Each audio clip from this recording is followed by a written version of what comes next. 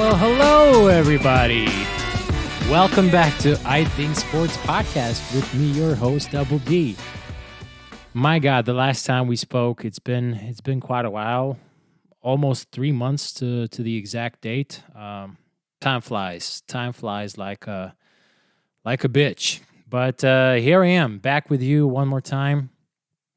You know how it is, holiday season, goddamn flu season, and some other changes prevented me from recording this, and really sorry about that. But thanks for tuning in. If you haven't forgotten about me, I'm back, and we're not going anywhere. We will start discussing the relevant topics and just sports in general. We will get back to that and try to provide more intellectual, more analytical content as we go along the way. But for now, we're just back, ladies and gentlemen. It's been a while, but we're here, and I cannot thank you enough for tuning in. So please don't forget to rate us and review us on iTunes, on Spotify, wherever you're accessing this. And also, if you're watching a YouTube part of it, give the video, if you can call it that way, a thumbs up. And also leave a comment or thought. Don't forget to subscribe. I will not bombard you with a ton of content, that's for sure. Not consistently anyway. So yeah, feel free to do that as well. And with all this crap out of the way, let's have some fun. There couldn't be a better time for me to come back, guys, to talk about sports, talk about MMA, NBA, than now, because I never got a chance to talk about this person before, but yet I'm back by the time that he is back. And I'm obviously talking about Conor McGregor. Finally, we will cover a Conor fight, make a little preview, and also after it's all said and done, I'm sure that we will do a recap as well. So this is great news, and cannot wait to talk about this. This will be the main topic of the day. Later on, I am planning to discuss a little bit of NBA topics, because the last time we spoke, the season hasn't been even started yet. And here we are pretty much at midpoint of it. So it's pretty insane, a lot to discuss. Not sure how much deep I will get into this, because I would like to make this podcast a bit shorter. I don't want to overwhelm everybody with 2 hours of content. So we'll see. Maybe we'll save it for the later day, but Conor is the main topic of the day right now, and it's great that we can cover this. And so yeah, let's discuss what we are about to see this weekend. UFC 246, T-Mobile Arena, Las Vegas. Who cares? I'm recording this on Wednesday, by the way, Wednesday, January the 15th, and I can say that this has not been promoted as I expected. Not a usual Conor promotion, I must say.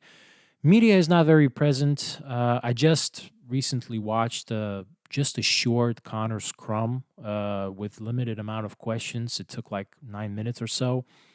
Donald the same way, but you don't expect a lot from Donald. The guy he's there for you, but he'd rather would be somewhere else, most likely, doing something crazy, doing something Cowboy-like. But Conor, since he's been on such hiatus, you would like to see more of him. And I didn't even see the regular Joe Schmoes from the press. I could hear some Russian accents. I could hear some Brazilian accents. Did not hear the usual suspects like John Morgans and all that. Conor did have a interview with Ariel, so that was pretty awesome. Finally, to see him for extended amount of time. But nothing too crazy, nothing too outlandish. Conor's not making big statements against Donald, and Donald he's barely acknowledging who he's fighting. So this is very, very unusual. That's just to say the least. And on top of it all, this card is pretty disappointing after Conor and Donald. I'm definitely interested in Anthony Pettis.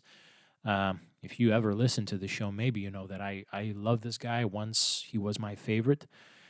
And, I still root for the guy. He's doesn't have the greatest performances. Now he's ranked as 11th in a lightweight division.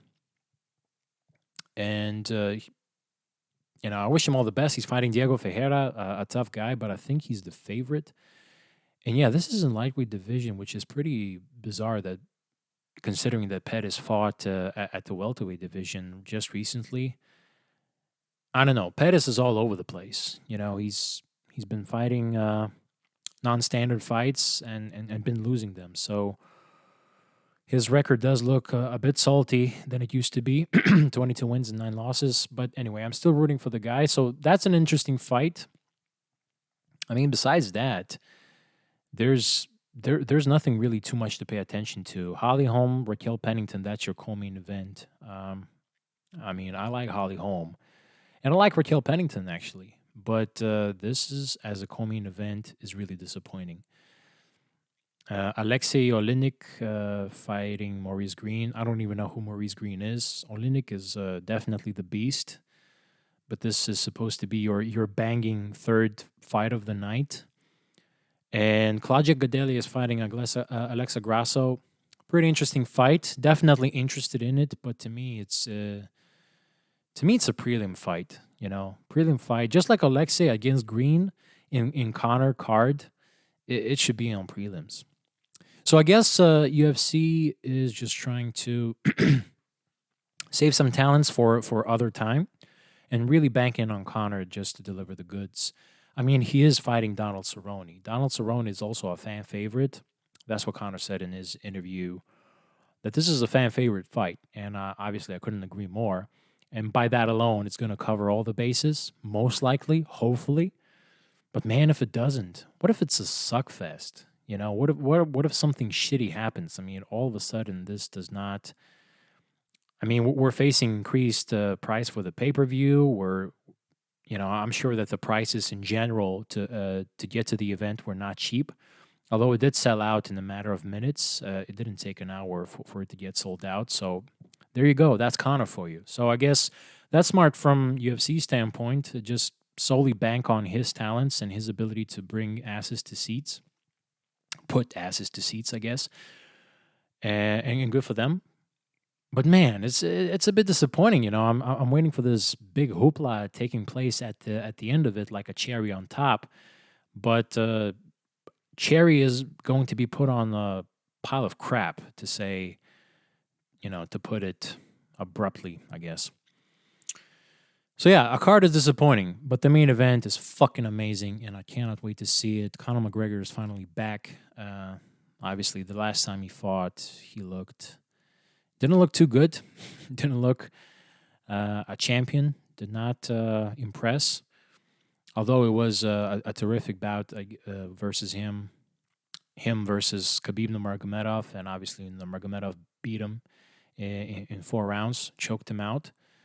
And he's fighting Donald Cerrone. I mean, they do have they have traded barbs way back in the day against one another. Always been in favor of facing each other. I think they both feel that this is a great matchup for them, and I actually agree. So it's a heck of a fight. It's a heck of a fight. I don't know what the hell is going to happen, to be honest with you, because again, with Conor, we have so many unknowns because of the layoff. I mean, let me take a look real quick. But the last time he fought was over a year ago. Yeah, I'm accessing his Wikipedia page, and shit, he's got a lot of content put here. Huge story. And my computer is lagging a little bit, but here is his. Sorry, by the way, I'm also sounding a little hoarse. I'm still fighting off the flu, and so if I need to clear my throat time to time, sorry about that.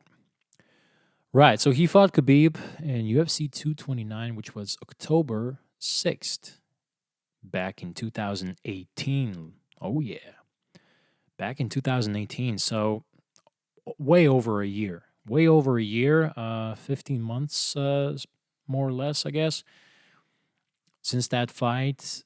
And, after that, he faced sexual assault allegations, then yet another allegation, all sorts of bullshit with breaking dudes' phones, slapping old men over the head. Did some stupid shit. Connor has been really on the headlines ever since that fight, but not in a good way. Definitely had a lot of fun with proper 12 whiskey. Finally, we have it also in Lithuania, so did not try it just yet, but I'm definitely going to. I've heard it's pretty bad, but whatever. It's Conor McGregor's goddamn whiskey. Gotta support the guy, even though he's fucking rich. But a fighter made it, so let's give it support. I'm definitely gonna try it, and I'm happy.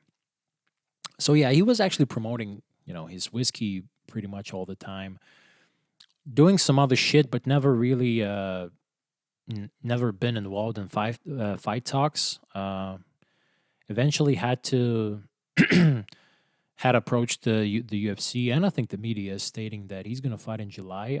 I think that at least it was some sort of a rumor, and it was a legit rumor. Connor actually sustained that rumor just recently. He confirmed that this was agreed upon, but he broke his hand, so he couldn't actually fight.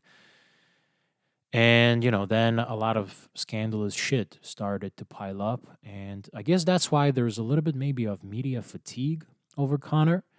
And no one's really interested in covering him too much because he's never out of the limelight. Even when he's not fighting for 15 months, he's still the topic of the day. He's still capable of making himself a topic of the day.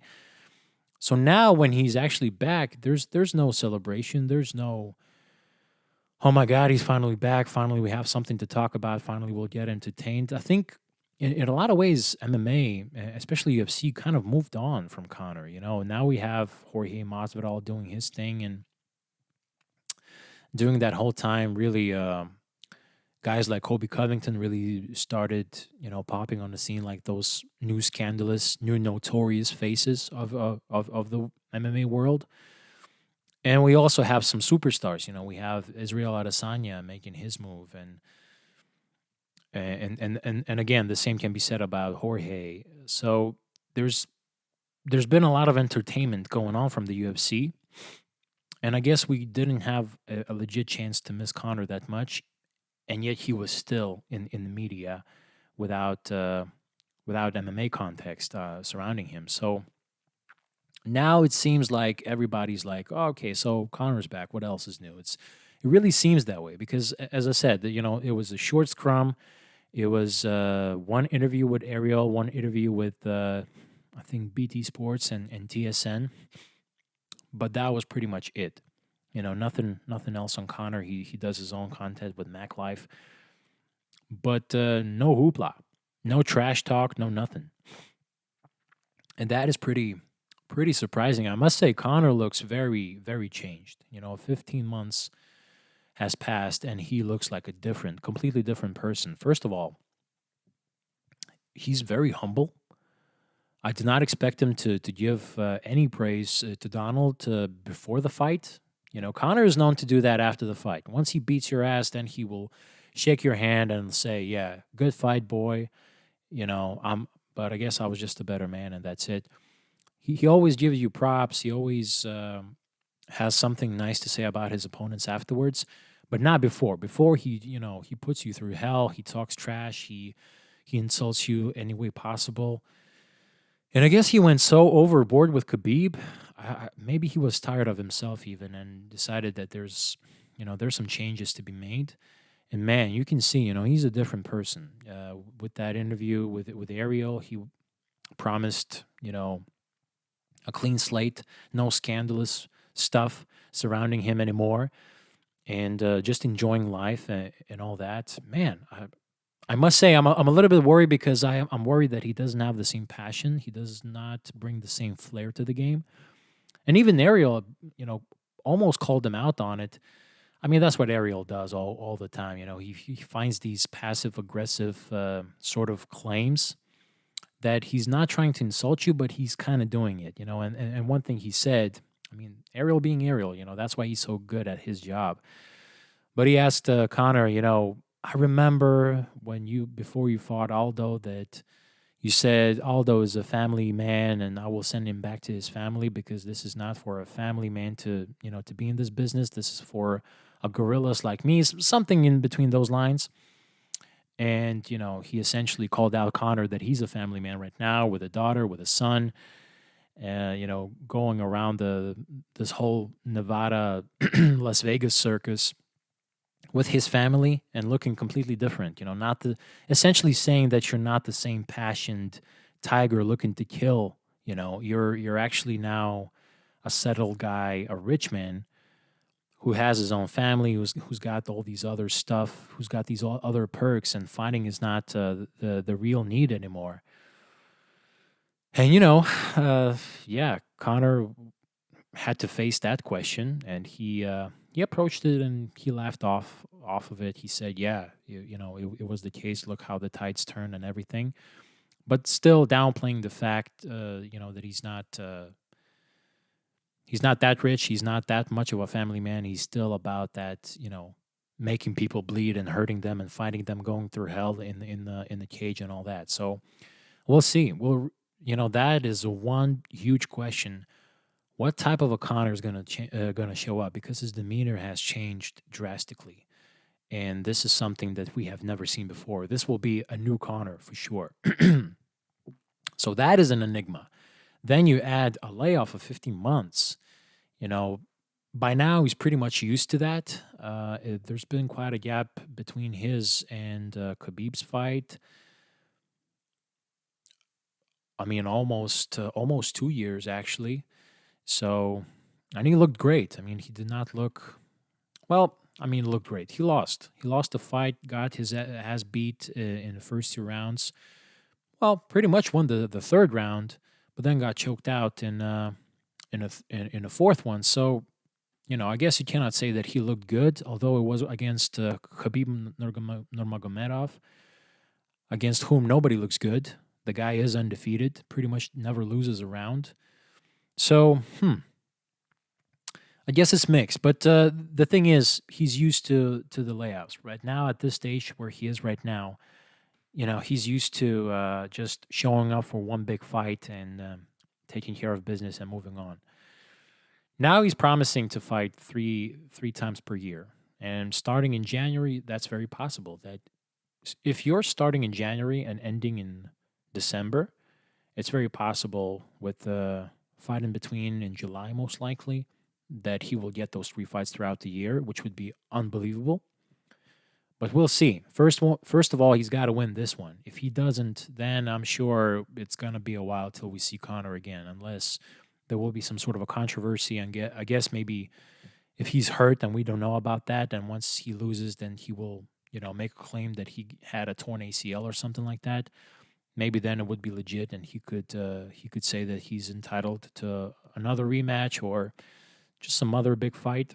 So I guess we'll see on that, but for now, the question still remains how he's going to look after such a layoff this time around. With a lot of, it was the same question with John Jones. Do you guys remember when he was going through all that shit? With crashed cars and weed and cocaine and pretty much facing possibility of a jail time and all that.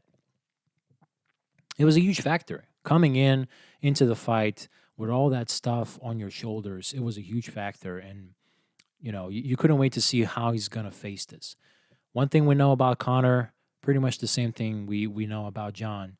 Those guys shine the brightest when all the lights are on them, when all the pressure is on them. So I'm sure that Connor is going to look just great, just as we expect him to. But it's gonna be tough. Donald Cerrone is definitely a favorable matchup for Connor, but at the same time, Donald is very good where Connor is not. Donald is good at mixing things up. I'm talking about jiu-jitsu game and even his wrestling game. He's very good at it. Connor really is one-sided fighter. He's got a jiu-jitsu game for sure, but he doesn't use that as a threat. He doesn't use it for offense.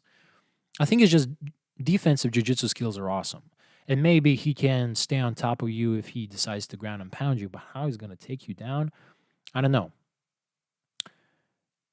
Maybe if Donald takes him down, maybe Connor does find ways to sweep Donald and then decides just to, thump him to till death with a ground and pound. But good luck doing that against Donald, man. Donald is such a crafty SOB. He's crafty as fuck. This guy has it all. He's to me like Pettis, but more wild even. I mean, Pettis has become very cautious lately, and his defensive jiu-jitsu is amazing when he finds ways to submit you with a triangle or with an armbar. Donald can actually, he can find ways to catch you offensively with his jiu-jitsu game, and he also is willing to take you down. He's very good at predicting when the guy's not ready, when the guy's off balance, and he just decides to shoot and he takes you down. Pettis doesn't do that. So Donald is good everywhere. He's not afraid to to go to the floor. He's not afraid to stand and bang. He's got great kicks. Connor has kicks, but not high kicks, not like Donald. I mean, Donald is very lethal, and he showed that so many times. I mean, he knocked out many guys with the head kick, like Alexander Hernandez. That was just unbelievable, and he did that against Matt Brown, I think, and Jim Miller. I remember that was a vicious one. So, Donald has it all, and he's a goddamn finisher. And on top of it all, he has a gas tank. I mean, definitely gets tired. He will be the first one to admit that, sometimes he just gets tired and, he decides to go to the ground. I think that was the case when he fought, what's the guy's name? He was very prominent at one point. Miles Jury, I think. Yeah, Miles Jury, that was his name. So, yeah, Donald has a gas tank. Besides that one time when he admitted that he got tired, I mean, the guy goes for 5 rounds, no problem, and he goes hard. And you can hear him talk about this fight. He expects this to be hard, full on, battle back and forth where both guys stumble each other, both guys get rocked, and they need to find inner strength to get back. Donald thrives through that. He likes that chaos where he finally then forms that chaos into something spectacular. So this is a very dangerous fight for Connor, but yet at the same time it seems favorable because Donald he loses big fights. He's known for that. He has been knocked out recently, way easier than before, and he's a slow starter. And Connor is phenomenal at the beginning. So I know that this shit has been blown out of proportion. Where Donald's coach said that we don't need to worry about Connor that much. He needs to worry about us more because all he has is that first round and that left hand. But Connor can do that in later rounds as well. He proved that before, and I'm sure that Donald doesn't think that way. The way coach put it out to be, and I think it's not taken out of the context, but just blown out of proportion of what exactly the coach wanted to say. Which is that after the first round, that left hand does not hurt that much, and Donald is way better in later rounds. So I think they're really worried that first round Donald will find hard ways, or I should say, will not find a proper way to start this fight and might get caught. It might get finished too early because sometimes it takes him to receive a few punches or kicks to the head before he wakes up and starts doing his magic. So and that is a legit concern. Actually, that's where I'm banking on a fight as well. But Connor, actually, this time around, he's not very outlandish with his predictions. He believes that this fight will take place. He did say he will knock out Donner. I'm sorry, he will knock Donald out, but he's not talking about rounds. He's not talking about minutes. He doesn't talk about a legit method, how that knockout will approach itself. He's very cautious. of doing this. Saying that I will knock you out, that's pretty much as cliche as it can be. So I guess Connor does expect to go, an extended period of time out there with Donald, which would be very, very unfavorable to him. Based on history, that would not be in Connor's favor. And then I wonder, what Donald can bring to the table. So this fight is very interesting on all those layers. But there is a one distinctive way for Connor to win, and that is catch Donald while he's still kind of sleepy. I don't know when was the last time I saw Donald really fucking awake, like ready to go right from the get go. I don't remember the last time. I try to think. I don't know, man. Maybe Alex Oliveira. Maybe Mike Perry. I mean, he did submit Perry in the first round, but Perry was a beast who also opens up like a bat out of hell. So I think it was more of a Perry's. It was Perry who actually brought that out of Donald. So it's tricky. It is going to be tricky for Donald. And when he loses, like Justin Gaethje, first round knockout. Darren Till, first round TKO. Uh, then he lost to Masvidal in the second round. Uh, Rafael dos Anjos, first round, body kick that was lethal. Anthony Pettis, first round. Yeah, a lot of his losses come in the first round, but also sometimes he just loses a decision, like Tony Ferguson, doctor stoppage. Although that was a pretty vicious beatdown. So anyway, neither here nor there. So that's a method for Conor to win first round. Definitely, he could try a body kick. I wouldn't be surprised if he does something like that. Donald has been dropped by a body kick by Dos Anjos and also by Pettis. So Conor could try to do something like that. But really, it's the left hand. And I think Luke Thomas brought up actually a legit point, stating that, whenever Donald faces a southpaw, like a power puncher, he doesn't get in too much trouble. And that was Robbie Lawler, which he lost to him, but it wasn't a knockout. It was just a unanimous decision loss against Lawler. And who else did he bring up? And now I forget. Was it Leon Edwards, perhaps? I don't know actually who is the southpaw, but it was another guy who he faced recently, and that was not the case that he was going to lose. So there you go.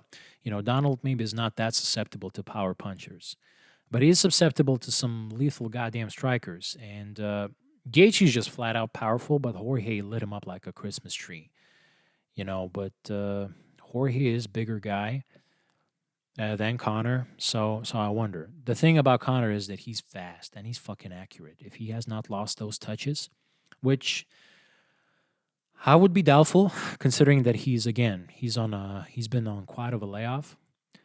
I don't know if he will have those tools in his pocket, but that should be very scary for Donald. Now, if the fight goes over one round, then Donald will be finally in his motions, feeling good about himself, ready to bang. That's when he's really an action fighter. That's when he opens up with a certain energy and flair.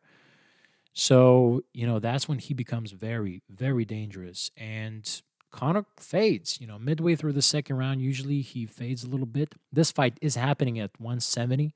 This does favor Donald. When he moved up to 170, he looked unbelievable until he faced Jorge Masvidal. And there's no shame losing to Masvidal. I mean, Masvidal now is about to fight for a title, most likely against Kamaru Usman. I mean, who knows? But he's got that BMF belt, and he's looking unbelievable so far. And, he lost to Lawler. No shame in there. Unanimous decision. Got knocked out by Darren Till, but Darren Till is just ginormous. So then, he decided to move back to lightweight. But before those losses, which are no shame, all of those losses are really legit losses against legit opponents. He had quite a lot of fun against Alex Oliveira, Patrick Cote, Rick Story, and Matt Brown. I mean, he was just finishing guys left and right. I mean, he was unbelievable. He had power. He had speed. With Conor, the speed might not be a factor, but then in later rounds, it's very interesting. He's more athletic than Nate. Nate is not that athletic. He tries to overwhelm you with his long boxing reach.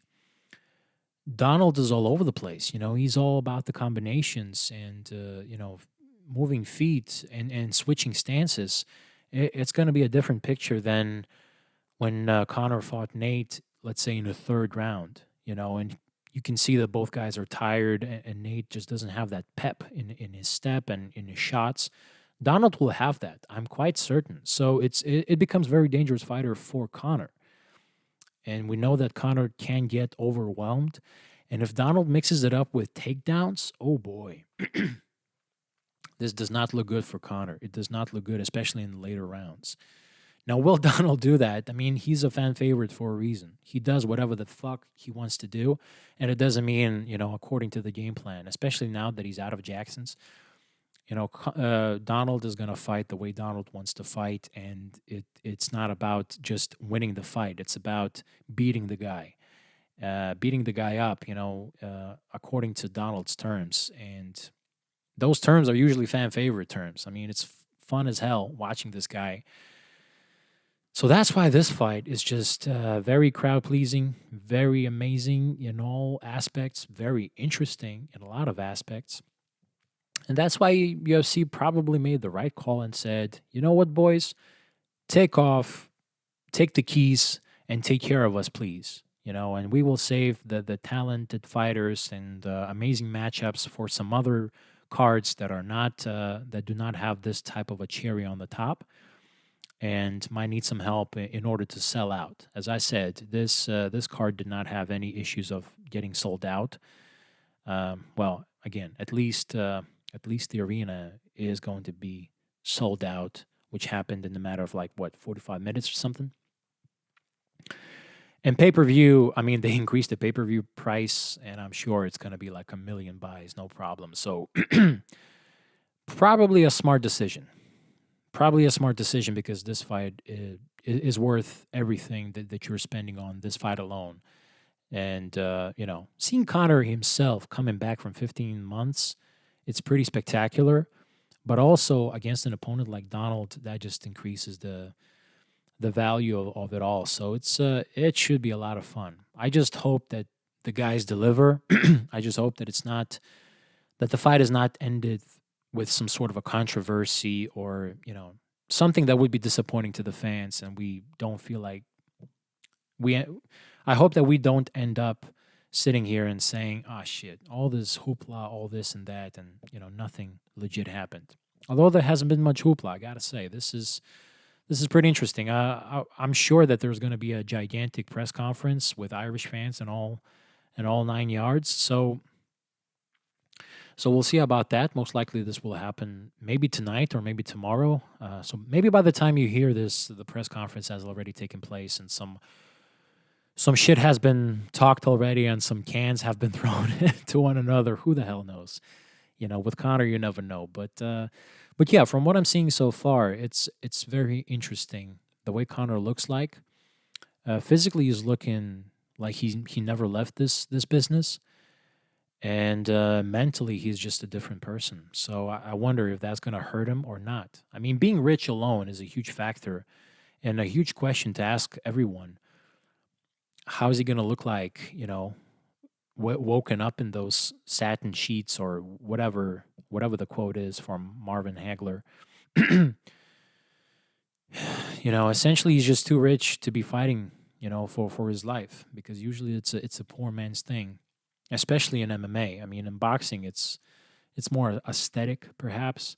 So I guess you could be willing to go through everything. But in fighting, there's elbows and kicks and all sorts of possibilities to injure yourself. So the training alone is very grueling. And then you got to fight the guy who's going to kick you in the head. That's not fun, So I wonder how much motivation Conor has. Or maybe he has more, because now he doesn't want to fuck his pretty face up. Maybe that's the case. Really, really interesting. A lot of questions about Conor. About Donald, I guess we're going to get the same old Donald, even though he's on a losing streak. But whenever he's on a losing streak, he goes out on a winning streak. That's been whole Donald career really.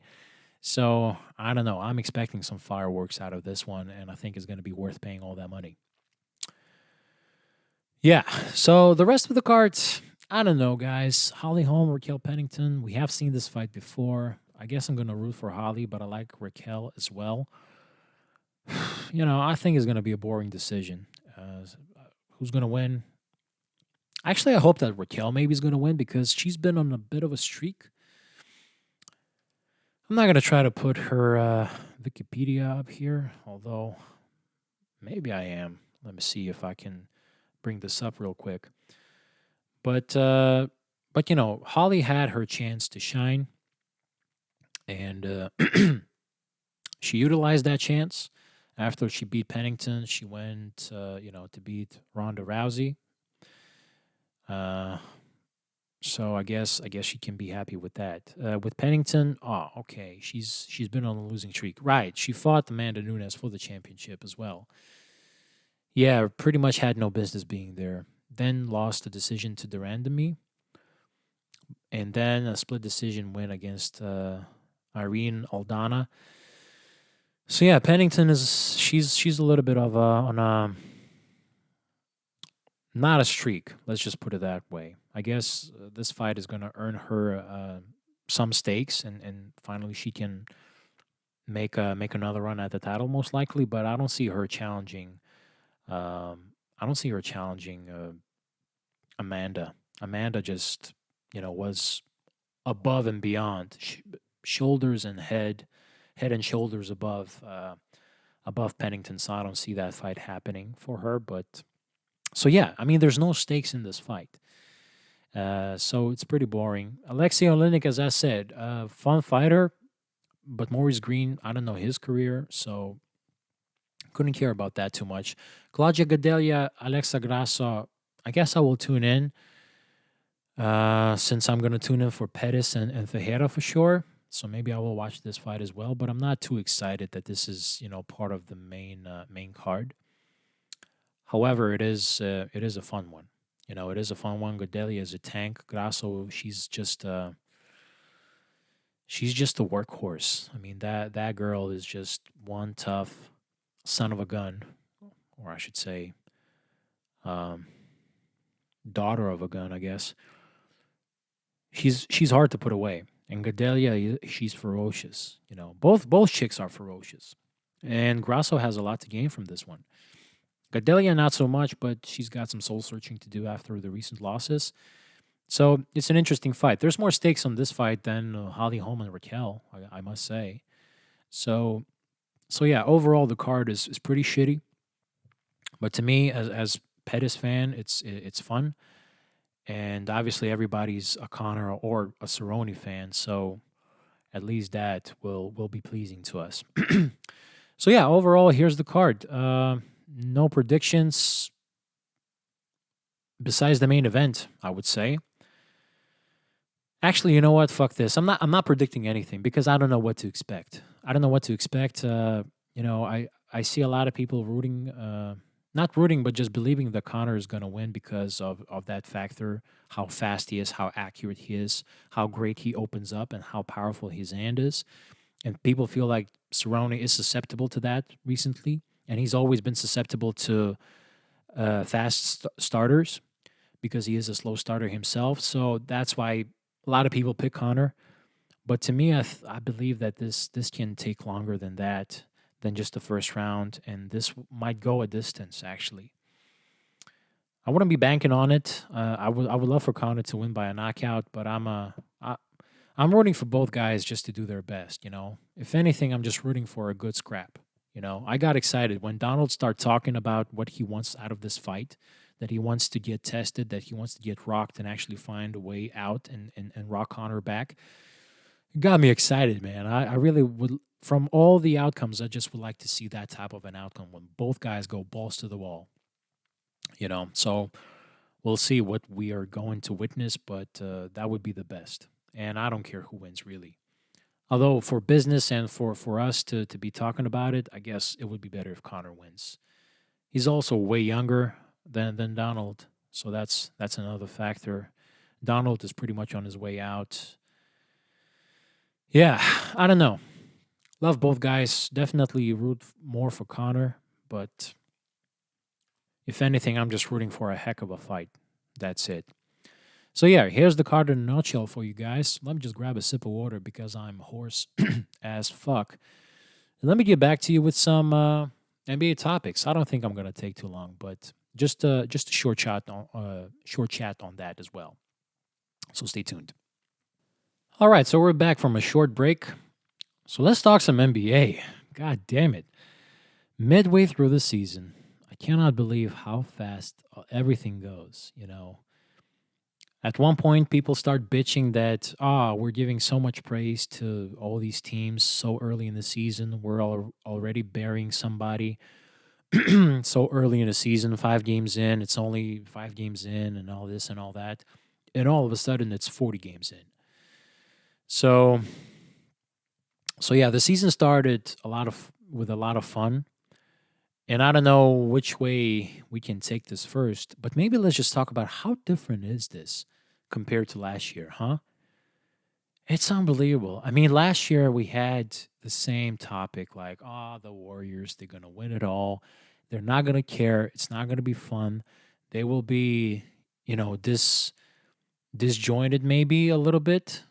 They will be disinterested, most likely, a ton. But in the end, once the playoffs roll around, they will beat everybody's ass and they will be the champs again. And then I don't know what KD is going to do, blah, blah, blah.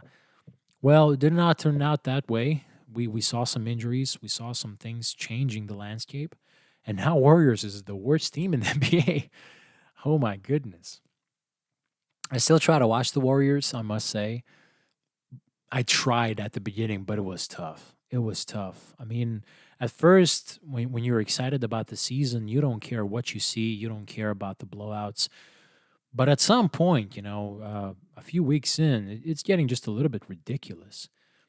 And then, everybody got hurt. At one point for that team, there was not only there was no Clay or Steph, no D'Angelo, no Draymond, no nothing. I mean, really, just a bunch of D leaguers, or should I say G leaguers, and that's it. They were just getting their asses kicked from day to day. This was so unexpected and unpredictable. I mean, there was still a lot of debates, and I don't remember what Buddy Allen and I discussed, but I think we believed, at least I know that inside I believe that they can make the playoffs. Maybe I did not discuss this out in public, but I believe that they can make it. And now look at where they are. Now, actually, people talk about them getting the first round pick. Not a first round pick. I mean, the first pick overall, which would be bizarre and insane at the same time. I mean, then all of a sudden everybody's back and they have the best player in the rookie market. And to be honest, the Warriors don't even need the first pick. The Warriors, I am certain if they end up on top 5, I am certain that they will have the best player from that draft. Maybe not at the beginning, maybe it's not going to look that way at the beginning. But in the end, after the season, or maybe after 2 seasons, people will realize that the Warriors have gotten the best player out of them all because they're just that organization. They're doomed to succeed in a lot of ways, if that makes sense, because they make good decisions, they draft well. I've heard that, I don't know who made this analysis. Was it Woj? Or maybe somebody else. Damn, I forget names. I hate myself when I do that. Brian Windhorst, I think he made this claim that the Warriors had to make a decision because of some financial things, and they had to give up on Kendrick Nunn. But they pretty much took him. He was on the G League, and they would have kept him if not the whole financial thing with trying to keep everybody, including KD and even Boogie. They picking him up and all that. So they had to give up on somebody, and they gave up on Kendrick Nunn. And look at Kendrick Nunn right now. You know, not exactly the rookie of the year, but pretty much a top 3 rookie of the year candidate so far. So my goodness, man, these guys know what they're doing. And as we know with the fucking Hawks and the Knicks, they don't. The Hawks don't know what the fuck they're doing. The Knicks don't know what the fuck they're doing. Phoenix for sure doesn't know what the fuck they're doing. Although Phoenix now is not the worst team in the NBA. And actually, I mean, I wouldn't say far from it, but not, it's there is quite a gap. Actually, Pelicans are flirting with that and the Kings. But it's a tight race overall. I mean, so it doesn't matter. Most likely one of the other Eastern Conference team will end up as having that pick. It's probably going to be Cleveland or Washington or some shit. So the Warriors, out of all those teams, they know exactly what they're doing. So then that is why I believe that they will have the best player alongside with all the superstars back and healthy and hungry. So it's going to be scary, but not this year. This year it's all about the Lakers and the Clippers. And at the same time, we got the Bucks flirting with the 70 win season. So far, what they are doing is bizarre and unbelievable. Giannis, he can be a unanimous MVP if he keeps this up. Giannis is just flat out the best. I know that we're waiting for that life-changing, career-changing performance in the playoffs from him, and rightfully so. But man, oh man, he looks terrific. During the regular season with that team, which is not very talented and amazing team, he looks like the best player in the world right now. Just unstoppable and just the perfect fit for the team that he has. And again, the team is not that very impressive. He doesn't have AD on the side of him. He's got Chris Middleton. And they don't have Brogdon anymore. They have some unstable players that Giannis, it's not like he choked during the playoffs. It's the other guys that kind of did not deliver. There's been some times where Middleton did not deliver, and Bledsoe out of them all was just a complete choke job. So all of his supporting cast is not exactly the best to support him throughout the tough run in the playoffs. To the championship. But Giannis himself, he's ready, locked, and loaded. So very, very impressive that they can still do this magic, and it doesn't look like they're slowing down. I wonder if they can keep this up. If they can get to 70 wins, I mean, I'm pretty sure Giannis will be unanimous. I mean, I'm not sure. I don't know. Maybe I shouldn't say that, but I think he could be unanimous MVP if they get there. And LeBron and the Lakers, I must say, LeBron is amazing. you know, we've heard the narrative after the first game against the Clippers that he's washed. The narrative been heard. I mean, I think the term "washed" LeBron added by himself to himself. So just to have an extra motivation and then rub in everybody's faces that he's not washed and he's look at me, I'm providing all these performances and all that. But he did look like top five player at best, not the best player in the game anymore. He looked like a top five player. That was just after the first week. After that, nobody's spoken about that anymore. I mean, LeBron is looking unbelievable. He's providing hell of a performances. And even without AD, the Lakers are still streaking, and they're pretty much very ahead. I mean, Jazz can make it very interesting. The Nuggets and the Clippers also have a chance, but it seems like the Lakers are going to end up with the best record in the West.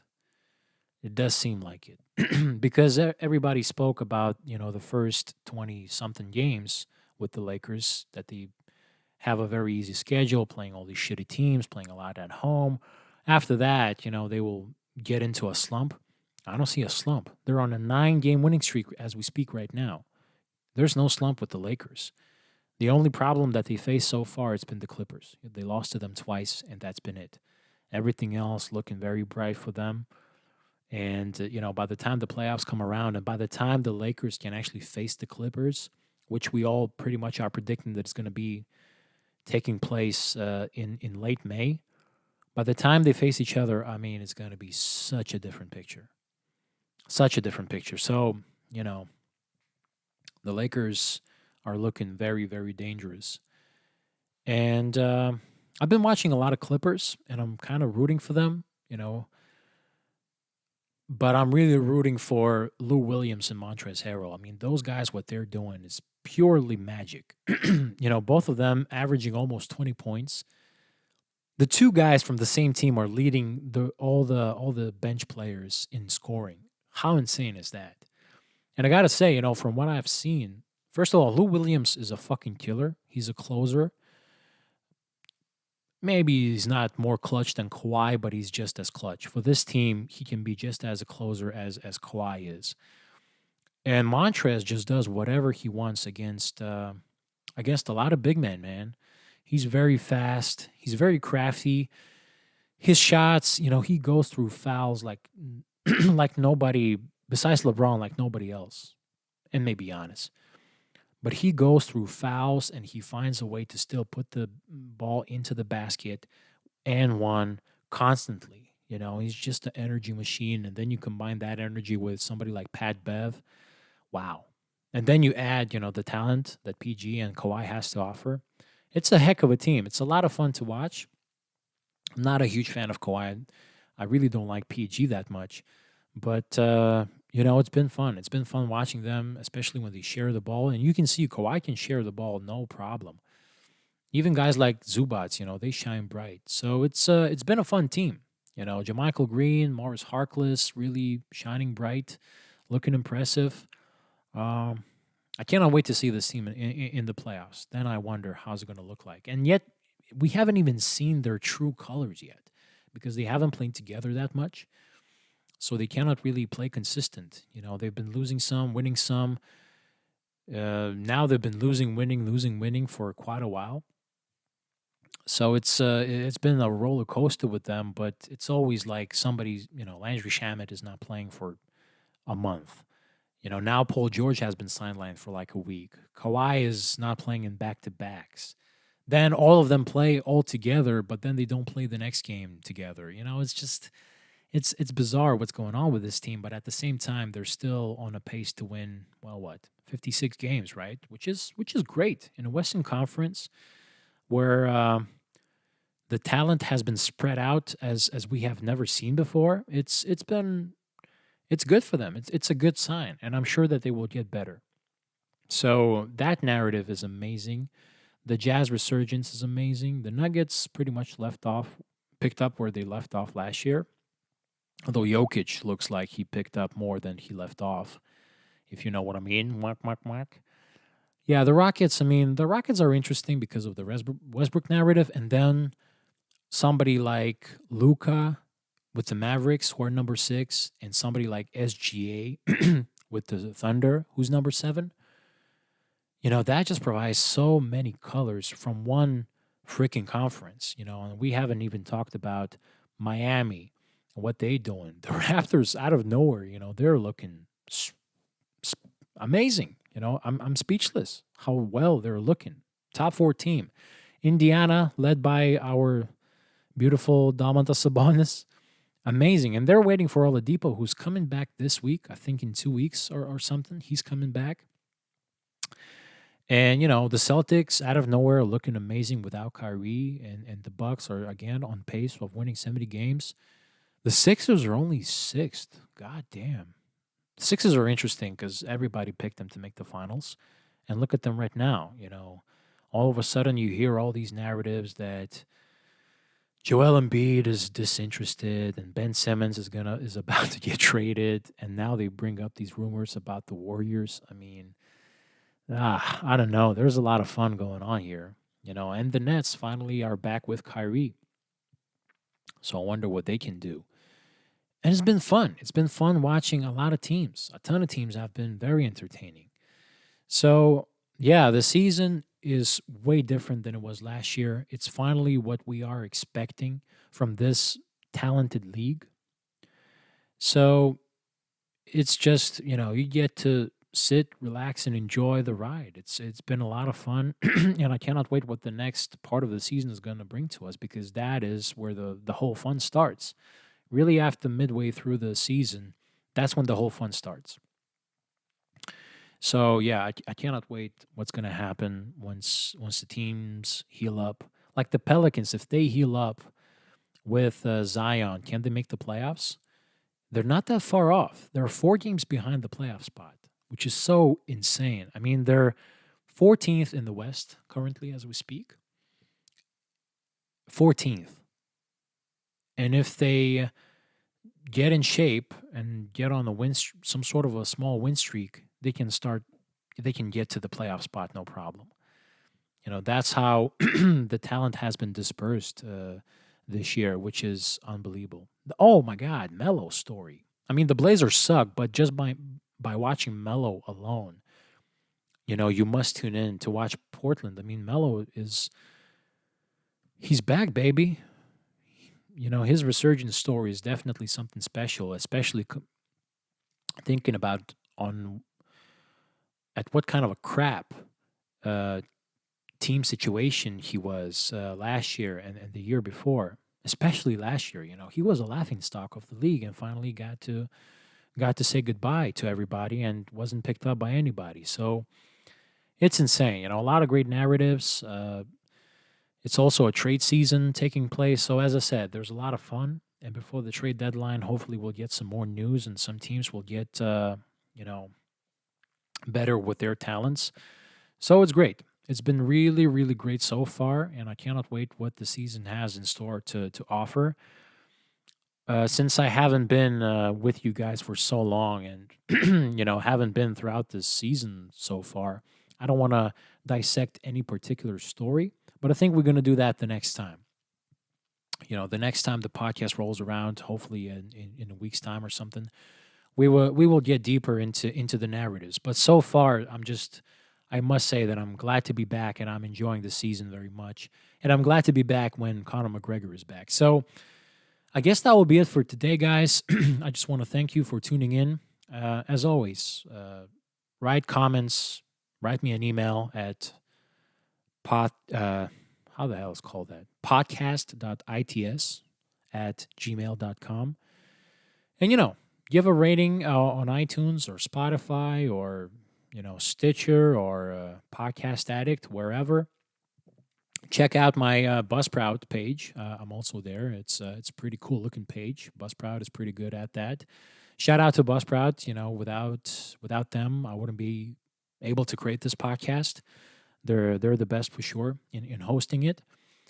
And give a thumbs up if you're watching this on YouTube. Leave a comment or thought, and I will be glad, more than glad, to address that on the next show. But for now, I say so long until the next time. I think we're gonna still start with Conor stuff because we're definitely gonna have to recap what we've seen. Hopefully, it's gonna be something special, and then we will touch on NBA again. So. Thanks again for tuning in. Enjoy the sports, enjoy the fights, and until the next time, guys, take care.